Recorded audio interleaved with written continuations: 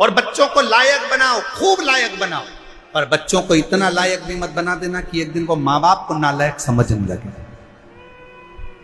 लायक बनाओ, पढ़ाओ, खूब शिक्षा दीजिए। और जिस दिन बेटा कहने लगे पापा तुम्हें कुछ नहीं आता, मम्मी चुप बैठी रहो, पापा तुम बड़बड़ मत करो, चुप बैठे रहो, समझ लेना तुम्हारी शिक्षा किसी काम की नहीं है। तुमने शिक्षा तो दी पर शिक्षा के साथ में संस्कार देना भूल गए थे। जिस दिन तुम्हारी औलाद, तुम्हारा पुत्र ऑफिस में तुम्हारा रुआब है, नौकरी में तुम्हारा रुआब है, घर जाने के बाद तुम्हारी औलाद तुमसे कहे पापा तुम चुप बैठे रहो, तुम्हें अक्ल नहीं है, मम्मी तुम चुप रहो, तुम्हारे को कुछ नहीं आता है, मम्मी चुप रहो, समझ लेना कि तुमने बच्चों को शिक्षा तो दी पर संस्कारों से जोड़ नहीं पाए।